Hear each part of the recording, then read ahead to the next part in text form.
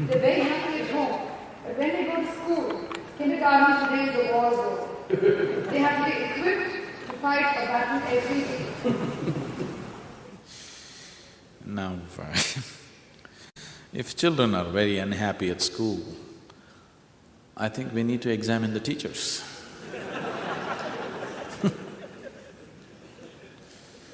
Because it's a natural human trait. It's a natural human trait that when you get to know something that you did not know, it brings much joy to you. Is it so? Yes? Learning is a natural human trait that when you learn something that you did not know, it should make you joyful. If learning is making people miserable, then we have not understood what learning is. Unfortunately, you are not sending your children to school because you want them to know, you want them to learn, you want them to earn. That's why you're sending them to school. It's an unfortunate way to handle education. That's not education. You want them enslaved, so the teachers are doing the job for you. You want them enslaved to what you call as economic well-being, so the teachers are just doing the job for you. You are not sending your children to school because you want them to develop a thirst for knowing, irrespective of whether it's going to make money or not make money, isn't it? So you better change your attitudes about education. We are coming up with a school where the whole focus of education is not going to be about suppressive information, but about kindling the thirst for knowledge. If the thirst for knowledge is kindled in the child, you can't stop him from learning. You cannot stop him from learning, he's going to learn anyway. But instead of kindling that, you're suppressing it, beating it down with your idea of what is education, because your idea of education is social status and money. It's a wrong way to approach education altogether. So, children, slowly, these joyful bursting pieces of life slowly become sad like this because you're just misorienting them completely. With the kind of compulsions that you have built within yourself, you're trying to put the same compulsions upon the children, which is not necessary. I find the concept of your inner engineering as a way of life for children is very difficult because when they have to meet children from different walks of life, a different social milieu, and how does this inner engineering, which I would try to give my children at home, how would that withstand the competition, the pressure, the kind of lifestyle that other children have? How do my children go into this? If I were to… See, the pressure is only because you're putting two absolutely unique beings in comparison. What's your name? Meenakshi? Is there one more person exactly like you on this planet? Huh? No, fortunately so, isn't it? I'm joking. There's only one like you. There's only one like anybody here, isn't it? So each being is an absolutely unique being. That is so for your child also. But now, you're trying to put all of them into the same compartment and compare them about something that they can learn ABC or 1, 2, 3 or something and make them feel better or worse about it. So it's you who brought that competition and comparison because for most parents, it is not about education, it is about first rank. All they want is, they want their children to sit on top of every other child's head. They're not interested in learning, they're not interested in education, they're not interested in career, they're not interested in anything. Their whole effort in their life is how to sit on top of the pile. Isn't it so? Everybody wants to sit on top of the pile. Everybody cannot sit on top of the pile. Only few will sit on top of the pile, others will naturally end up at the bottom and get suppressed. Isn't it so? Whatever activity, if our focus is just to sit on top of the pile, naturally many others will get suffocated under the pile. This is bound to happen, there is no other way. So that orientation of education has to go. No, I cannot do anything, the schools are like that. No, schools are just catering to your attitudes. If your attitudes change, the schools will change. They want to run the business the way it works, isn't it? All you want is somehow you want your child to get 100 marks. It doesn't matter what happens to the child. You want your child to get first rank. They're just trying to cater to it because you're paying them, they're trying to fulfill the job. In the course of your activity, the child is getting ruined, but it doesn't matter. Your child is unhappy, it doesn't matter. You want him to be first rank. This is a sickness which has to go. True human genius will not flower if this kind of education happens. True human capabilities will not find expression in competition. True human capabilities will find expression only in absolute relaxation. Your mind, your body will work best, will find fullest expression only when you're joyful and peaceful and quiet within yourself. When you're trying to race with somebody, you're only thinking of doing one step ahead of him, that's all. You're not thinking of what is your ultimate potential to do. We're just ruining a whole generation of people with the kind of schooling we're doing. Guru, you mentioned the school. What is your vision in using education to produce an ideal human being? How do you balance an international standard of education along with spiritual values? So the school that we're talking about right now, there is going to be no spirituality. No spirituality at all. We don't want to bring spirituality into a child's life. We will teach them some simple forms of yoga for mental and physical health, that's different. But no spirituality will be brought to them as a part of education, never. Because spirituality should not be brought about like that. Maybe after they finish their education, if they want to go through a stint of 3 months or 6 months of spiritual training, they can, that's by choice. That anybody can go through. But the children who… because the premises also we will move it out, only 1 or 2 years it'll be in the ashram, after that we will move it out close by. Already we're making necessary arrangements for that. So the school will not try to teach any spirituality. At the same time, we just want to cultivate a certain openness in the human being. See, somebody turns successfully spiritual because he has developed a certain openness about life. He has no conclusions about anything, he is willing to look at everything.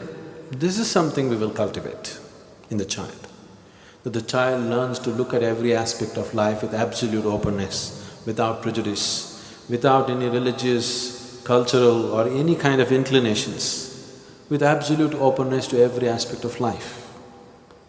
If that happens, whether you talk spirituality to him or you don't, he will anyway turn spiritual. Spirituality will be a natural part of his life, not something that he pursues going to an ashram or someplace. It'll be just a natural part of his life because he has developed an openness to every aspect of life. And actually, education was supposed to be that right from the beginning. The very purpose of educating people is to broaden their horizons, isn't it? But you tell me, as people are getting educated, are they broadening their horizons or are they becoming very narrow? See, just let's say 50 years ago, in India there still are such families, but everywhere in the world, people lived in large families. In India, 300, 400 people lived in one house. Huge families. There was no big problem, They knew how to adjust with each other and go on because 400 people living in one place is a challenge. That's what the ashram is. Now we are back into that old system of being one large family, and this is even more challenging because there are different types of people from different cultures, different languages, different attitudes, different likes and dislikes, but living together without friction needs enormous maturity and a very broad way of looking at life, otherwise you cannot. But just see now, as modern education came, slowly we can't even live with our own parents anymore. We just thought husband, wife, children, this is family. But now, in the last 15–20 years, even that is going away. Family means just you. Your husband has to live in a separate house, you in a separate house. Together you won't last 10 days. Children have to be there separately. Somewhere else they must be. In one place, even 2–3 people cannot live together, isn't it? This is what education has done to you. It has not broadened your horizons. It's somewhere made you so narrow and individualistic. You're no more inclusive, you're becoming very exclusive, isn't it? The inclusion is totally gone. The whole idea of educating a person is that he is just living in a narrow sphere of life. You educate him, make him know about the whole world and broaden his whole perspective of life. Education means inclusion, isn't it? But the kind of education we are imparting to the children, it is making them so highly exclusive, they can't even stand one more person in their life. See, most people have gotten themselves into a situation they can't live with anybody anymore, isn't it? So, that is not just individual, it is it's the phenomena of the world, it's a generational phenomena because of the kind of education that's being imparted. So we want to impart an education which is highly inclusive, that as you grow, you include the whole world as yourself and live, and that's spirituality. So spirituality will not be taught. Education itself is spirituality, because education is about broadening your horizons, not about talking about God or some nonsense. So, we want children to grow up keeping their intelligence intact, not suppressive education, where the child's thirst to know is kindled, but he is not forced to learn. So, the longing to know, the longing to learn has to be brushed up within the child, not just feeding with enormous amount of information and expecting him to pass. This will not be like that. This will be a very different type of structure. At the same time, by the time they are 16, 17, we will prepare them for any university in the world, they will be ready to go. They will be ready enough to get into any kind of university according to their individual capabilities, of course. But apart from that, they're fundamentally learning to live better. They're learning to handle themselves better and live better with themselves and with people around them, which is a very important factor. And people are successful in their life not because they have degrees, not because they have university certificates, it's because they're capable, isn't it? So, this school will be more capability-oriented, not qualification-oriented. We are seeing how to enhance the capability of the child in whatever area his natural talent is, rather than trying to just make him qualified with a certain, certificate attached to him. Sadhguru, whatever you said about the school and the education just now, it's modern and contemporary. But what about the ancient schools, the gurukuls of the past? Were they not successful in producing good human beings? The ancient gurukuls were definitely like this. The ancient gurukul was 100% the way I am talking. The very purpose and the basic function of the guru was to destroy all the things that you have assumed as true. But now the education also involves equipping the person to earn his living and make his living in the world. So we have those twin challenges. At that time, the guru was not trying to impart, you know, skills for him to go and survive in the society. Because if your father is a cobbler, you naturally became a cobbler. If your father is a king, you became a king. If your father is something else, you became that. You didn't have to be equipped to make a living in some other way in ancient times. So the guru was only educating them towards the realization.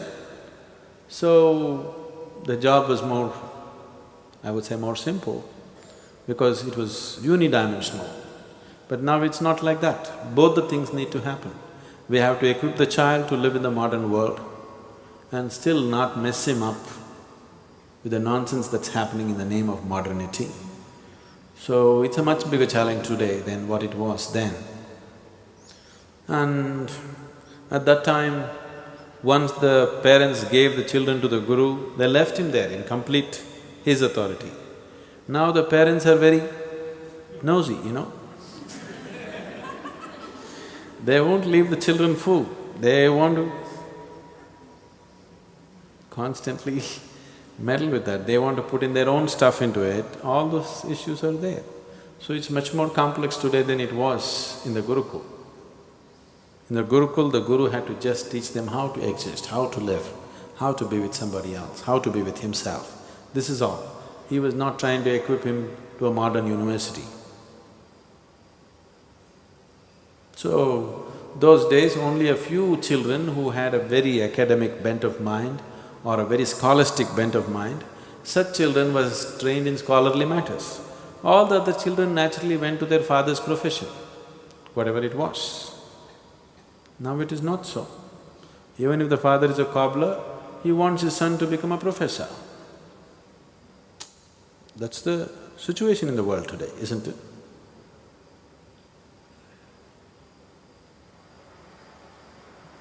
But you're saying there'll be no spirituality in the school, isn't that a shortcoming? I'm saying no spirituality as a teaching, as a method.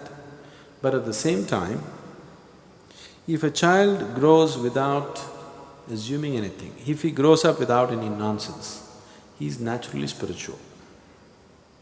Because if he lives without the influence of other people upon him, if he lives by his own natural intelligence, turning spiritual is a very natural process.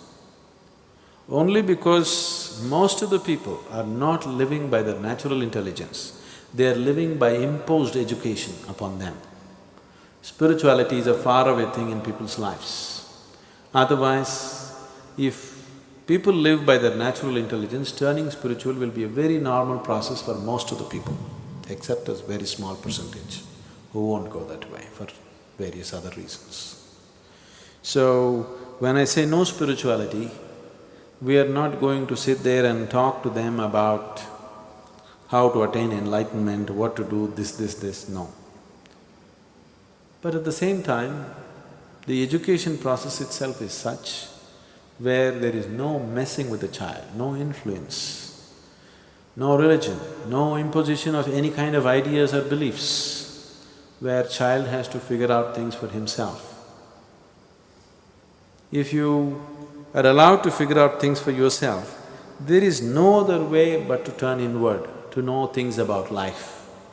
Only if you listen to your Bible or Gita or what this person said or what that person said, then you don't have to turn inward to know. It's already written there. If you don't read any of that stuff, when you start thinking about life, when you start looking at life, the only place to look is naturally inward, isn't it? Where else will you look? One day it happened.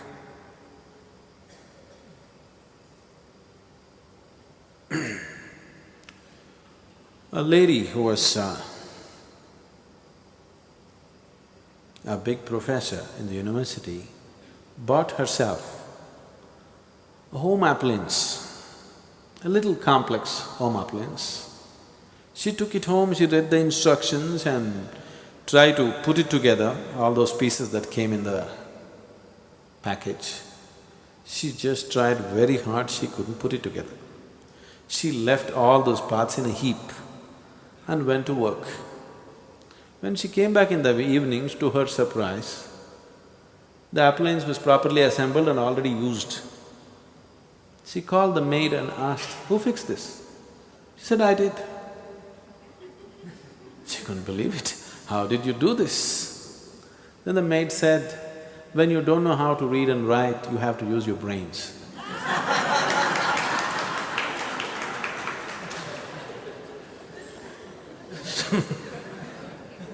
We want to teach the children how to use their brains, not just to read and write. Read and write is important, but using your brains is more important, isn't it? Just see, lots of educated people who are very successful in their careers and things like that, with their own lives, just see what a mess they are. Obviously, they're not using their brains when it comes to their life, isn't it so? The very way they are, it is very obvious they are not using their brains when it comes to their own life. They know how to go and, become doctors, engineers, become big academics and all that stuff. But when it comes to their own life, it looks like they have no brains at all, because they've forgotten how to use it. It's not that they don't have it. So, education should, stimulate your brain, not dull your brain, isn't it? Education should stimulate your intelligence, not take it off. Today, education scientists in the world are saying, if a child goes through 20 years of formal education, 70% of his intelligence is irrevocably destroyed. That means you're coming out as a knowledgeable idiot. And that's a huge disservice to humanity, isn't it? It's a huge disservice to humanity if you're just destroying the child's intelligence, because the future of the world is just in their brains, isn't it so? Whether we are going to produce beautiful things on the planet or very destructive bombs on the planet or something else more destructive than that, simply depends on how well coordinated this person's emotions, intelligence and all these things, how well coordinated a human being is. That is how he is going to use his intelligence, and that is what he is going to produce in the world, isn't it? See, the most intelligent people in the world have contributed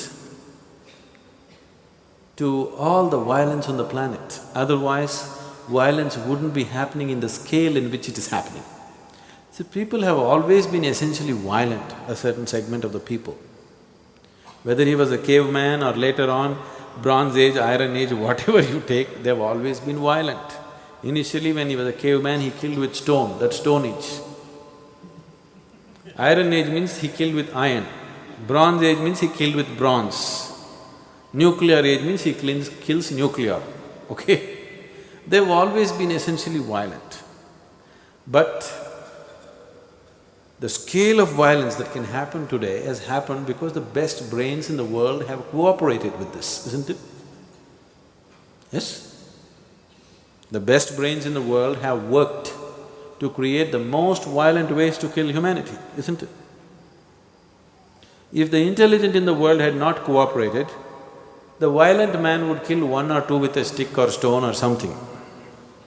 But only because the intelligent person in the world has cooperated, now the violent man can kill in millions. So, intelligence twisted out against our own well-being is no intelligence. Right now, human intelligence has become like this. It's not a blessing, it's a curse. Intelligence is the biggest blessing that a human being has. But right now it has become a curse upon humanity, simply because the human being is not coming out as a well-coordinated being. He is dislocated human being within himself. This intelligence is dangerous.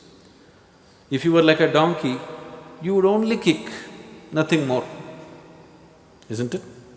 The maximum violence you would cause is kick with both your legs, nothing more. But now human intelligence has become so dangerous. What should have been a blessing has become such a big curse. and education is definitely playing a huge role in that. Whatever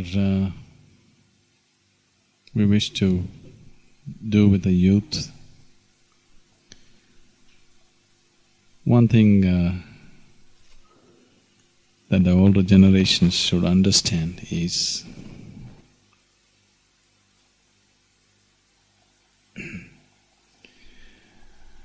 what you're referring to as youth is that segment of humanity which is more alive than you. What I see is, if the world was guided by the young, the world would be a better place to live. It is just that because youth means it is that segment of humanity which is in a high energy state.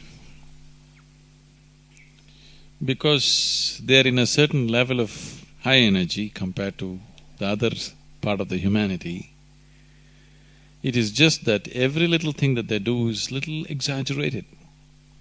It's little bigger than what the other people can do.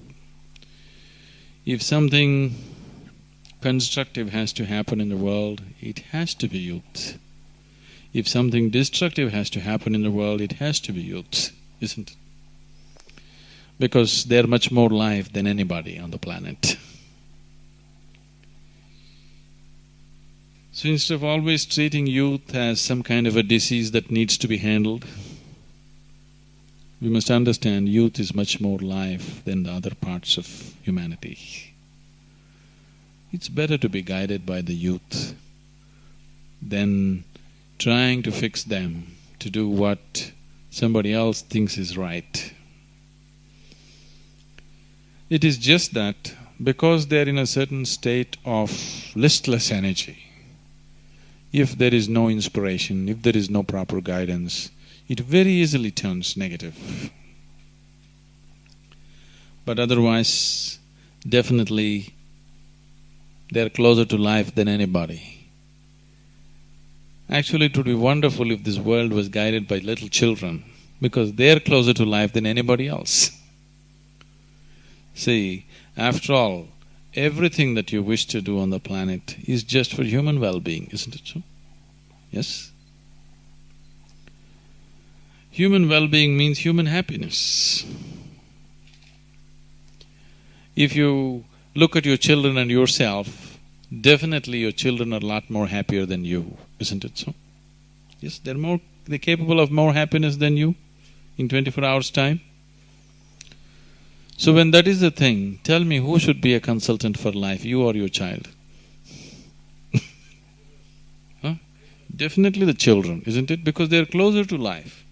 You are carried away in your thoughts and emotions. They are much more closer to life. If only the world learned from children rather than trying to teach the children, this would be a very beautiful place. So youth is not a disease.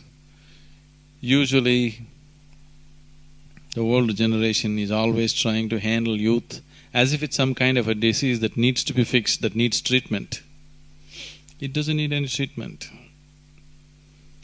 It is people who have gone away from life who need treatment. Those who are close to life don't need treatment, they have to just live. One big lapse that is happening today in the world is our educational systems have become 100% informative. There is no inspiration. Without inspiration, no human being raises beyond the limitations in which he lives.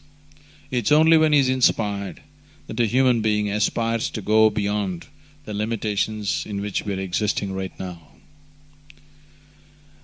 And today education has become totally bereft of inspiration.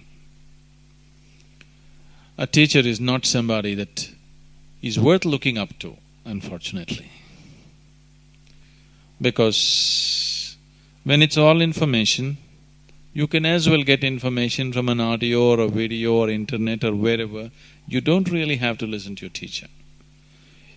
The teacher is not the best means of transmission when it comes to pure information. A book is better, internet is even better. Only if the teacher's role is to inspire people to learn, to create a thirst for knowledge and things like that, only then a teacher's role has something to give. If he is just trying to transmit information, the other means of transmission are better than a human being, because human being can always misinterpret, isn't it? Making the whole education system purely informational has caused an enormous damage, and that time of life, when you're youthful, when you're capable of many things, that span of life unfortunately goes waste, simply because the necessary inspiration is not there. So creating inspiration means, generally, most leaders in the world have always inspired people only by creating an external enemy. If you create an external enemy, you can have everybody on the street. Action, isn't it? But when you point out to people that the real enemy is within you, your limitations are your biggest enemies, isn't it? Whatever your limitations, your fear, your anxiety, your anger, your hatred, whatever the limitations from which one suffers, when you say when the enemy is within you and to inspire, it needs much more commitment and dedication. Unfortunately, dedication and commitment have become such scarce material on the planet. Everybody is thinking of doing one big mela one day and getting the youth inspired into wonderful states. Such things won't happen. It needs a daily, committed, dedicated work. It's a lifelong thing. It's not that today you do something, everything is fixed. There is no such possibility.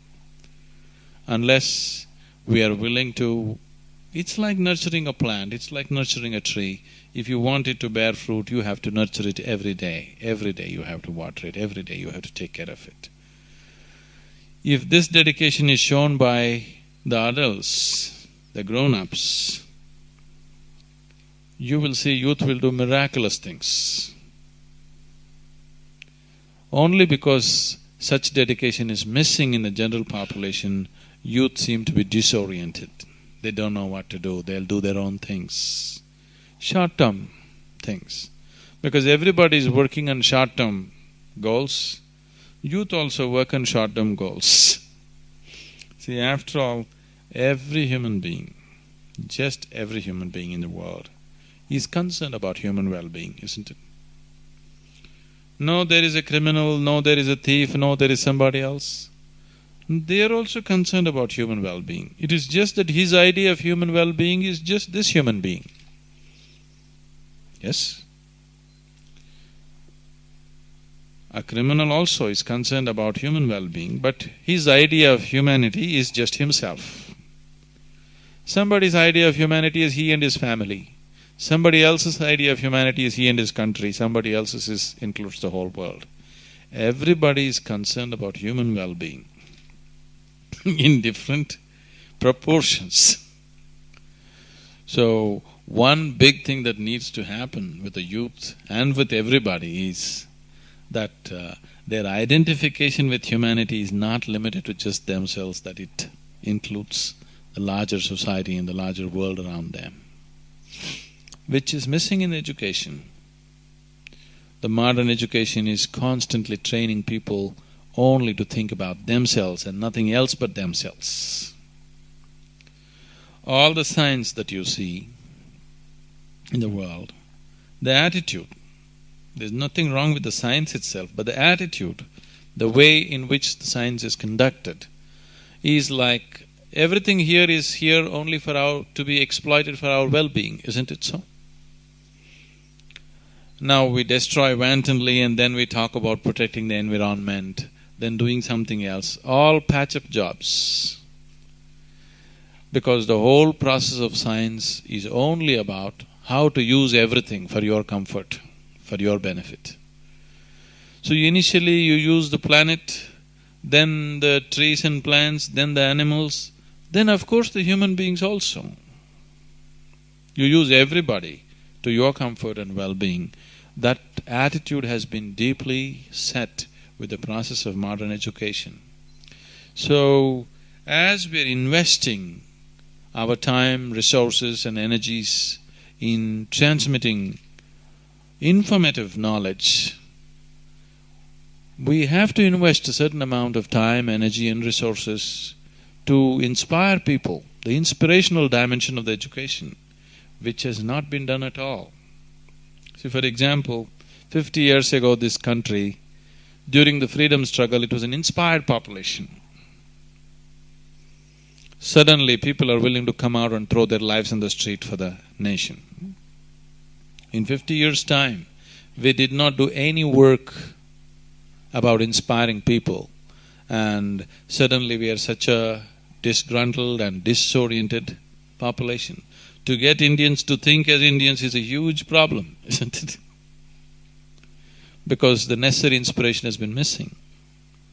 No work has been done, no organized work has been done. Haphazardly, small groups of people doing this and that has happened. No organized work has been done. I must tell you this. A few years ago, when I happened to be in United States, I just saw, in a magazine, I saw an old poster which was printed in 1930s. At a time when people were immigrating from various countries into United States, people from various cultures and languages and different kind of complexions are coming to integrate all of them into one nation. To what extent the authorities took efforts means, I saw this particular poster and then I came to know so many other things that the government did. This poster was about, this is for the Italian wives, because a large number of Italians were moving into United States, to make an Italian housewife into an American housewife, how she should keep her kitchen, how she should tie her apron, how she should serve the breakfast as an American wife. For every Italian immigrant that came in, they are supposed to fix this poster in their kitchen so that she knows how to integrate herself as an American housewife, and inspiring her how she is American now, not Italian. I'm just taking this example because the authorities took that kind of care to inspire people to feel like one nation. Even how you serve the breakfast. The government is teaching people how to serve the breakfast in your house, not in the restaurant, to your own family, to make you a part of one nation. We need to do something about inspiring people in an organized way. Haphazardly, individuals doing this and that is fine, but a very organized effort to inspire people without creating an external enemy. Making people understand the biggest enemy for a human being is always within himself. And this inspiration is what is needed. Every forum that stands up thinking about the well-being of the youth, or thinking about harnessing that enormous energy which we refer to as youth, must always think of integrating in terms of inspiring people to do things which are beyond limitations. When we are not inspired, we'll tend to function only within the limitations in which we are placed. Only when we're inspired, we go beyond and do things that normally human beings wouldn't do. Only then that society surges ahead and does something worthwhile. Unfortunately, that happens only when strife happens. In normal, peaceful situations, people should be inspired, it's very important. When there is a war, people want to go and die, that's not the point. When everything is well, to be highly inspired, to keep and to create the situations that we want in the country and in the world is what's needed. And it's not one day's work, it's a lifelong work.